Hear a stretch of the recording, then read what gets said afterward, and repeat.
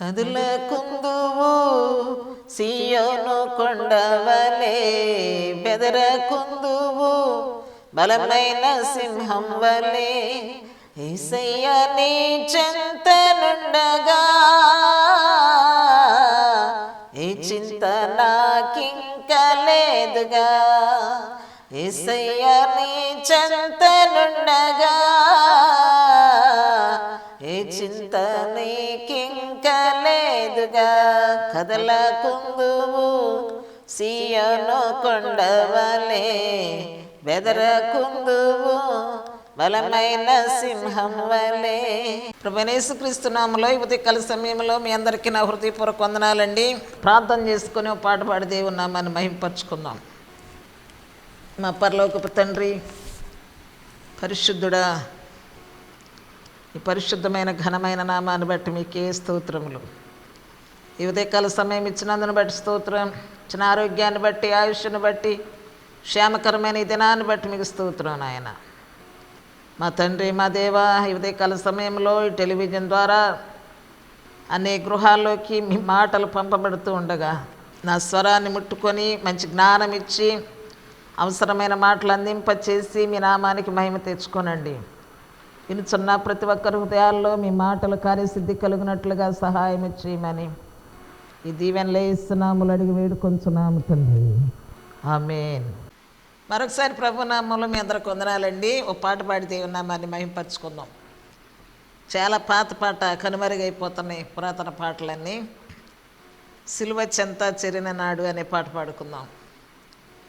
సిలువ చెంత చెరిన నాడు కలుషములను కడిగివేయ,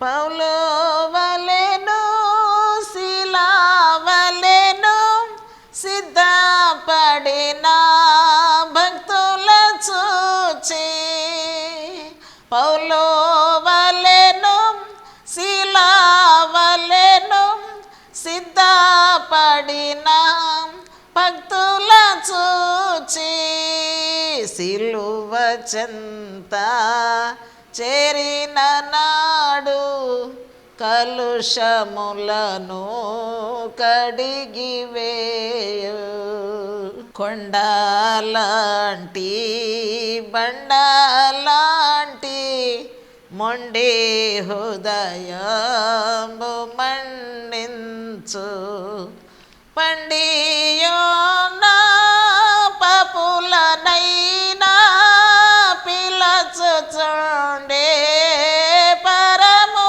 చేరా, పండియోనా పాపులనైనా పిలచుచుండే పరము చేరా, పిలచుచుండే పరము చేరా, పిలచుచుండే పరము చేరా. సిలువ చెంత చేరిన నాడు కలుషములను కడిగివేయ,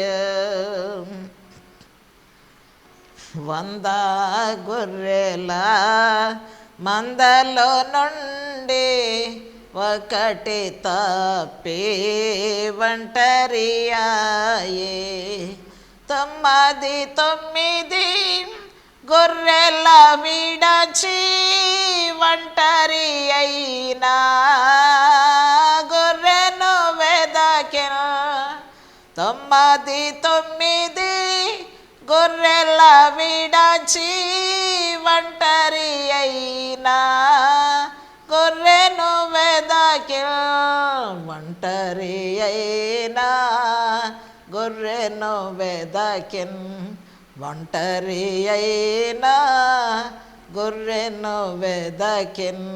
సిలువ చెంత చేరిన నాడు కలుషములను కడిగివేయ, తప్పిపోయిన కుమారుండు తండ్రిని విడచి తరలిపోయే, తప్పు తెలసి తిరిగి రాగా తండ్రి అతనిను చేర్చుకొనెను. తప్పు తెలసి తిరిగి రాగా తండ్రి అతనిను చేర్చుకొనెను. తండ్రి అతనిను చేర్చుకొనెను. తండ్రి అతనిను చేర్చుకొనెను. సిలువ చెంత చేరిన నాడు కలుషములను కడిగివేయ, పాపీరావా పాపము విడచి పరిశుద్ధులా విందులు చేరా. పాపీరావా పాపము విడచి పరిశుద్ధులా విందులు చేరా. పాపుల గతిని పరికించితివా, పాతాళమే వారి అంతం. పాపుల గతిని పరికించితివా, పాతాళమే వారి అంతం. పాతాళంబే వరే అంతం. పాతాళంబే వరే అంతం. సిలువ చెంత చేరిన నాడు కలుషములను కడిగివేయ, పౌలు వలెను శీలా వలెను సిద్ధపడిన భక్తుల చూచే, పౌలు వలెను శీలా వలెను సిద్ధపడిన భక్తుల చూచి, సిద్ధపడిన భక్తుల చూచి, సిద్ధపడిన భక్తుల చూచి. సిలువ చెంత చేరిన నాడు కలుషములను కడిగివేయ. మరొకసారి ప్రభునామములో అందరికీ వందనాలండి. పరిశుద్ధ లేఖనాన్ని ధ్యానం చేసుకుందాం. మరి ఉదయకాల సమయంలో మీ గృహాల్లో మీతో దేవుని యొక్క మాటలు మాట్లాడటానికి దేవుడు నాకు ఇచ్చిన ఈ మంచి అవకాశాన్ని బట్టి దేవునికి కృతజ్ఞతాస్తుతులు చెల్లిస్తూ ఉన్నాను. గలతీయులకు రాసిన పత్రిక 6వ అధ్యాయము 7వ వచనం. మనుష్యుడితో ఒక మాట దేవుడు మాట్లాడుతున్నాడు. దేవుడెప్పుడు కూడా వెక్కిరించబడడం.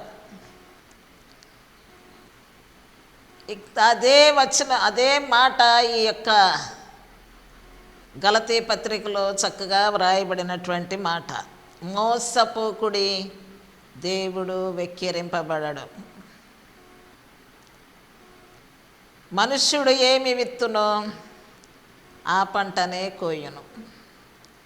ఇది వాస్తవమైన అందరికీ తెలిసినటువంటి విషయం. దేవుని వెక్కిరించేవారు కానీ ఆయన పనిని, ఆయన స్థితిని, ఆయన ఉన్నత కార్యాలను మనం వివరించటానికి కూడా మన ఊహ కందదు, మన జ్ఞానం చాలదు. ఆయన ఎక్కడా వెక్కిరించబడడు. ఆయన ఉన్నతుడు, ఆయన కార్యాలు ఉన్నతమైనవి. ఆయన భీకరుడు, ఆయన కార్యములు భీకర కార్యములు. కాబట్టి ఆయన వెక్కిరించబడడు. మనుష్యుడికి ఎందుకు ఈ మాట చెప్తున్నాడంటే, చాలామంది దినాల్లో వ్యవసాయం చేసే వాళ్ళకు తెలిస్తే విత్తనాలు విత్తేటువంటి విధానం. వరి నాట్ల సమయంలో రకరకాల విత్తనాలు వ్యవసాయదారులు విత్తుతూ ఉంటారు. ఒకవేళ అక్కుళ్ళు విత్తనాలు విత్తి సాంబా మసూరి బియ్యం కావాలి లేకపోతే ధాన్యం కావాలంటే వస్తుందా? రాదు. అది సామాన్య వ్యవసాయదారుడికి కూడా తెలుసు. కానీ క్రైస్తవులకు మాత్రం ఇది అర్థం కావట్లా. ఎందుకని అర్థం కావట్లేదంటే ఆయన ఎవరో తెలియకుండానే, ఆయన అడుగుజాడల్లో మనం ఎలా నడుస్తున్నామో తెలియకుండానే, ఆయన ఒకే ఒక ప్రేమ కలిగిన దేవుడు, నన్ను ప్రేమిస్తాడు, క్షమిస్తాడు, నాకు అన్ని మేలులే చేస్తాడనే ఒక దృక్పథంతో అయినా సమస్యలు వచ్చినప్పుడు దేవుడిని తిరస్కరించటం, మరలా తిరిగి వారి వారి దేవతల తట్టు వారి వారి క్రియల తట్టు తిరిగిపోవటం, దేవుణ్ణి రకరకాలుగా వ్యాఖ్యానం చేయటం అనేది కొంతమంది జీవితాల్లో ఈనాటి పరిస్థితుల్లో మనం చూస్తూ ఉన్నాం. కానీ దేవుడు అన్యాయస్తుడు కాదు. ఎవరికి అన్యాయం చేయడు, ఎవరిని ఆయన శోధించడు, ఎవరిని ఆయన శ్రమ పెట్టడు. కానీ ఇక్కడ ఎందుకు మరి ఇలాంటి పరిస్థితులు జరుగుతున్నాయి అంటే, నువ్వు విత్తేదాన్ని నువ్వు కోస్తున్నావు అనే విషయం నీకు తెలియట్లా. గబాలను నువ్వు ఎక్కడికి వెళ్ళిపోతున్నావు అంటే దేవుడి మీదకి వెళ్ళిపోతావు ఉన్నావు యుద్ధం చేయటానికి. నువ్వే వెక్కిరించబడతావు కానీ దేవుడు వెక్కిరించబడ్డావు. ఆయన వెక్కిరించాలి, ఆయన ఏదో తృణీకరించాలి, ఆయన ఏదో హీనపరచాలి అనుకునేటువంటి మనుషులు చాలామంది ఉన్నారు ఈ దినాల్లో. ఆఖరికి నువ్వే హీనపరచబడతావు, అది నువ్వు విత్తుతున్నావు కనుక. కాబట్టి ఇక్కడ ఆధ్యాత్మిక విషయాలను మనం ఆలోచన చేసినట్లయితే శరీర సంబంధమైన మనస్సు, శరీర సంబంధమైన ఇచ్చలు అనేది శరీర స్వభావానికి ఉన్నాయి. దీనిని క్షయమైపోయే పంట అని వాక్యం మాట్లాడుతూ ఉంది. అంటే లయమైపోయేటువంటి పంట అని మాట్లాడుతూ ఉంది. శరీర సంబంధమైన ప్రతి పంట కూడా. నిత్య జీవం అనేది కూడా ఒకటి ఉంది. భక్తి మార్గంలో విషయాలు ఇవి, ఆధ్యాత్మిక స్థితిలో ఉన్న సంగతులు ఇవి. నిత్య జీవం అని పంట ఉంది, ఇది ఆత్మ సంబంధమైన పంట.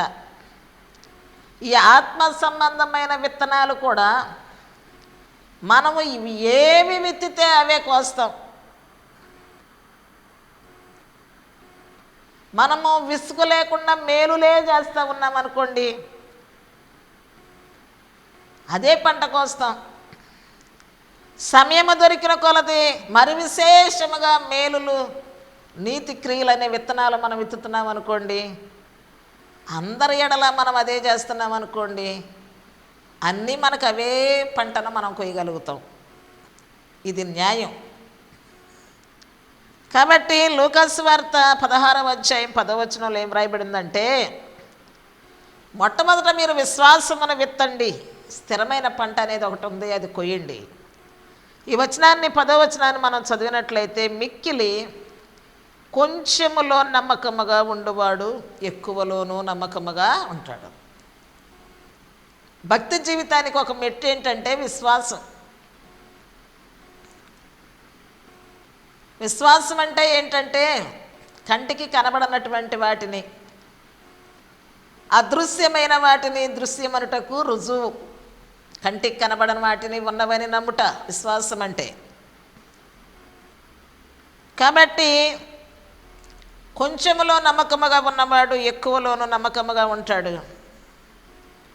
ఎక్కువగా నమ్మకముగా ఉన్న వాటికి ఎక్కువ కన్నా శ్రేష్టమైన సత్యమైన ధనం ఒకటి ఉందంట.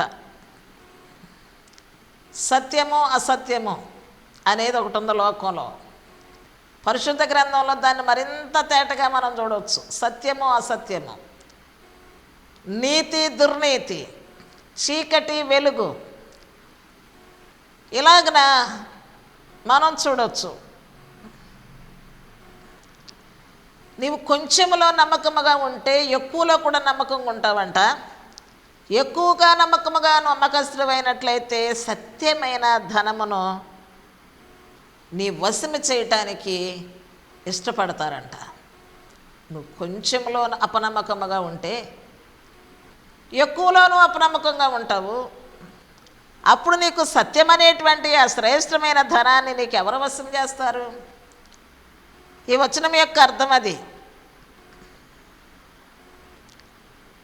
దేవుడు కోరుకునేది ఎప్పుడు కూడా శ్రేష్టమైన జీవితం, శ్రేష్టమైన మానవుడు, శ్రేష్టమైన ఈవులు, శ్రేష్టమైన స్థితిని మానవుడికి ఇవ్వాలి అని ఆయన ఆశ.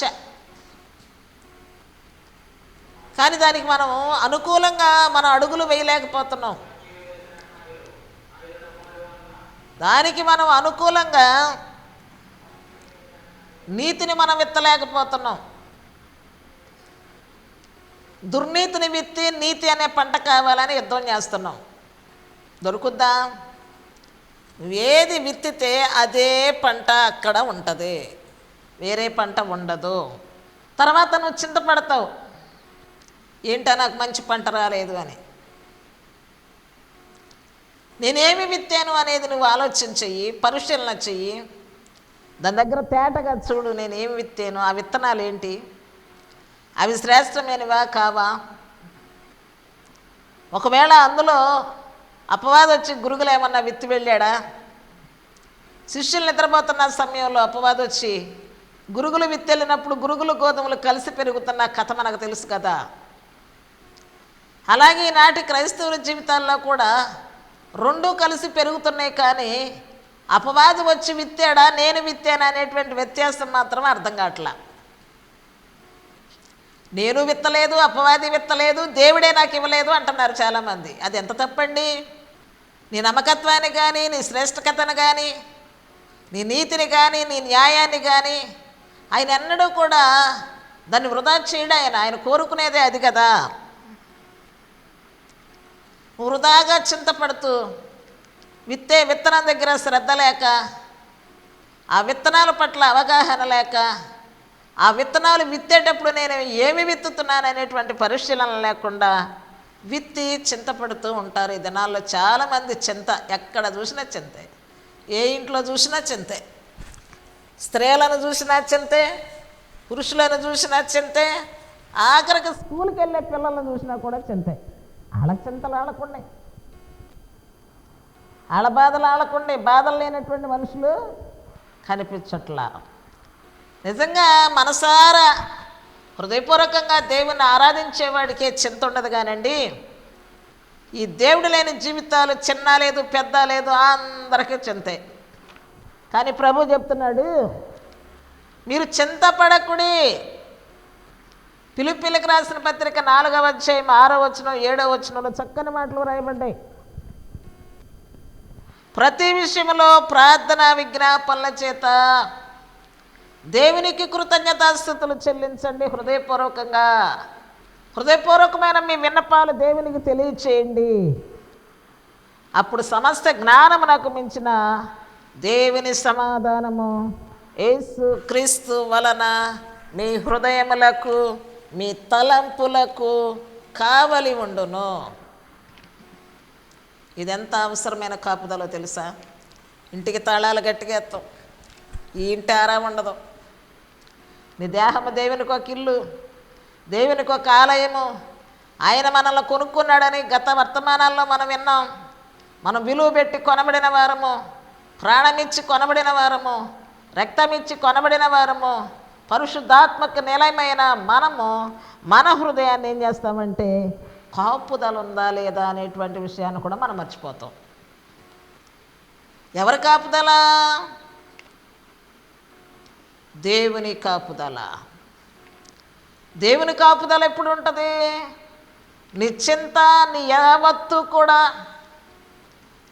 దేవుని మీద నీవు ఆనుకొని, దేవుని నీవు గురిగా పెట్టుకొని, నీతి న్యాయములు జరిగించు దేవునికి నువ్వు ప్రతి విషయంలో ప్రార్థన విజ్ఞాపనల చేత కృతజ్ఞతాస్తుతులు చెల్లిస్తూ ఉంటే అప్పుడు సమస్త జ్ఞానమునకు మించిన సమాధానము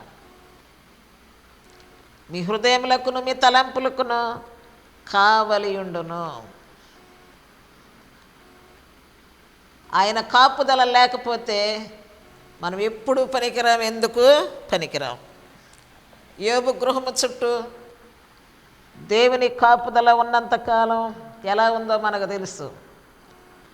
ఆయన కంచె తీయగా ఆ కంచె దాటక ఏం జరిగిందో కూడా మనకి తెలుసు అన్నమాట. కాబట్టి ప్రార్థనా విజ్ఞాపనల ద్వారా మనం సమాధానాన్ని పొందుకోగలం, మన హృదయాలకు కాపుదలను కూడా మనము పొందుకోగలం. అంతేకాకుండా రోమాపత్రిక 5వ అధ్యాయం 3వ వచనంలో అనేకసార్లు చింతతో పాటు అనేక రకాలైనటువంటి శ్రమలు కూడా మనం చూడవచ్చు.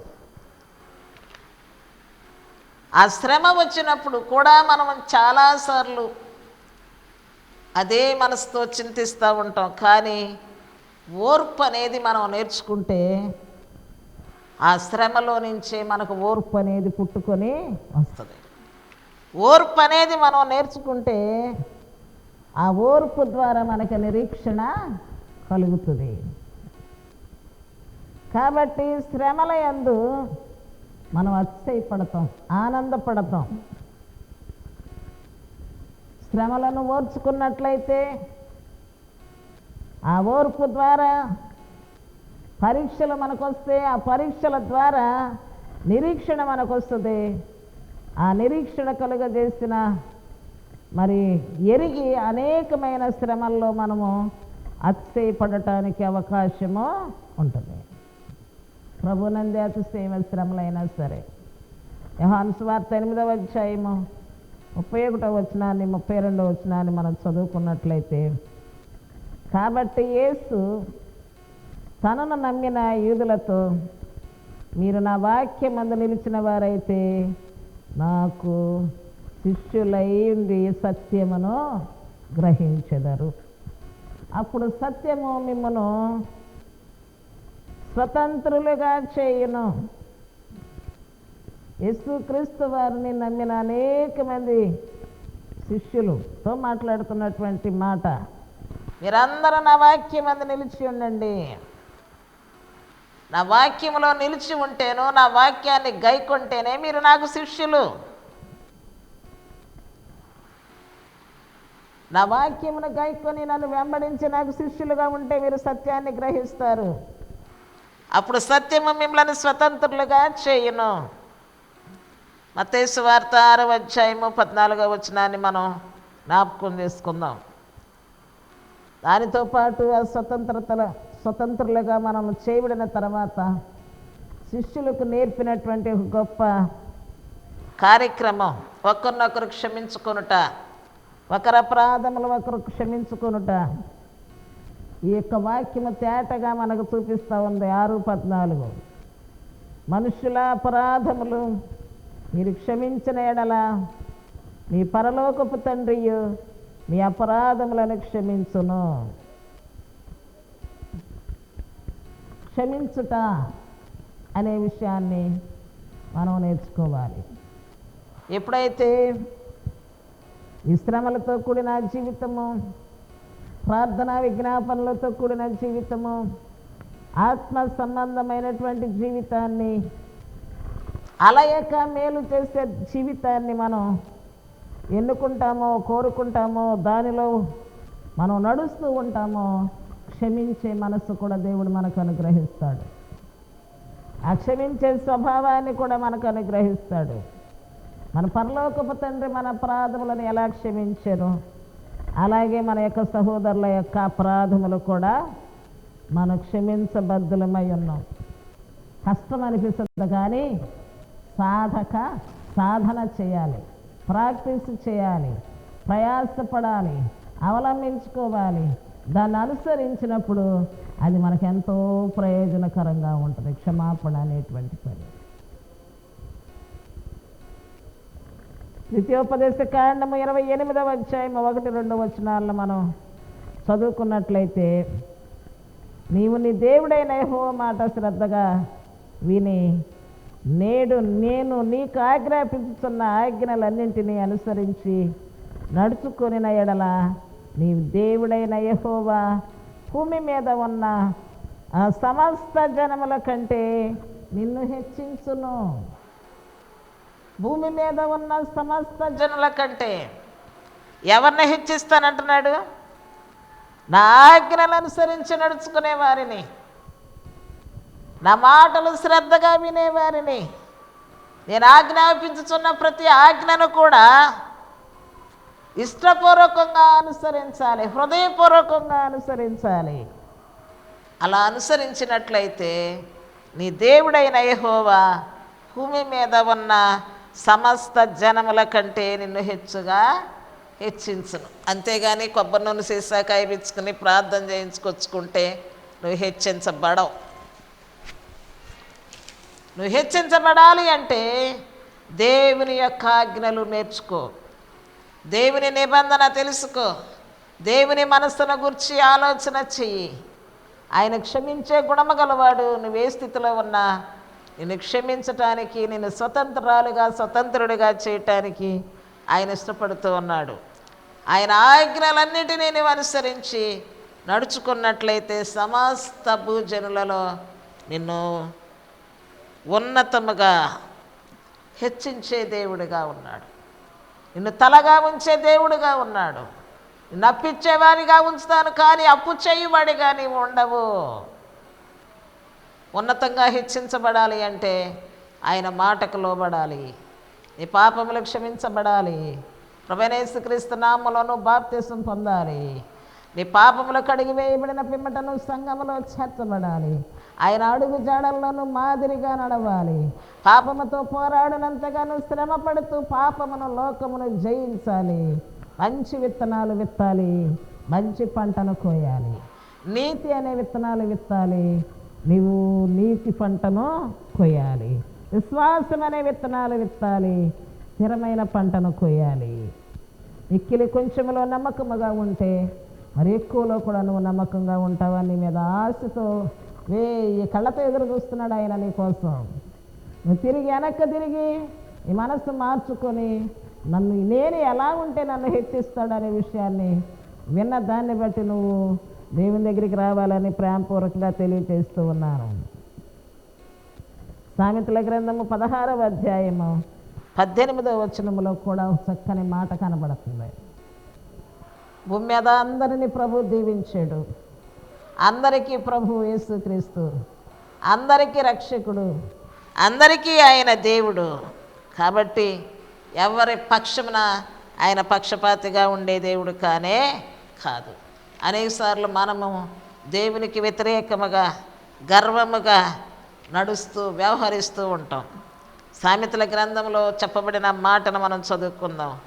నాశనము కాబోయే ముందంట గర్వం నడుస్తుందంట, పడిపోవుటకు ముందంట అహంకారమైన మనస్సు నడుస్తూ ఉంటుందంట. గర్వంను విడిచిపెట్టాలి. గర్వాన్ని విత్తితే నాశనం అనే పంట కోస్తాం. గర్వాన్ని విత్తకూడదు, పతనం అనే పంటను కోస్తాం. కాబట్టి ఆ పతనం అనేటువంటిది మనకు అవసరం అంటారా?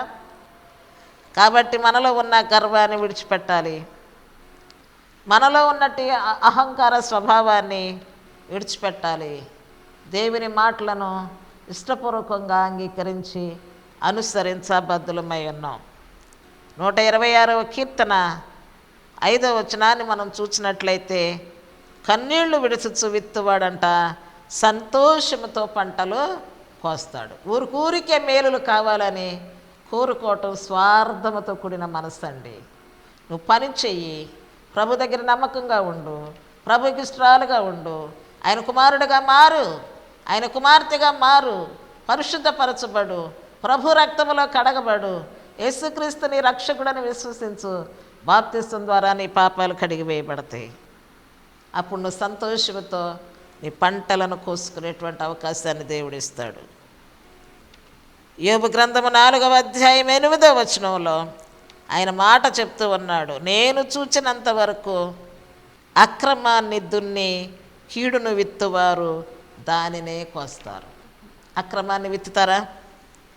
అక్రమం అనే విత్తనాన్ని విత్తితే కీడనే పంటలే కోస్తారంట. నిజంగా ఈ దినాన ఏది విత్తుతున్నామో అర్థం కాకుండా విత్తి మేలు కావాలి, ఆశీర్వాదం కావాలి అని కోరుకోవటంలో న్యాయం లేదండి. కీడును గర్వాన్ని విడిచిపెట్టండి, అహంకారాన్ని విడిచిపెట్టండి, పాపమును విడిచిపెట్టండి, కీడును విడిచిపెట్టండి, గర్వాన్ని విడిచిపెట్టండి, అక్రమాన్ని విడిచిపెట్టండి. ప్రభుకి ఇష్టలుగా బ్రతకటానికి ప్రభు మాటల్లో, ప్రభు అడుగుజాడలో మనందరం ముందు కొనసాగాలని ప్రభు పేరట మనవి చేస్తూ ఉన్నాను. చిన్న ప్రార్థన.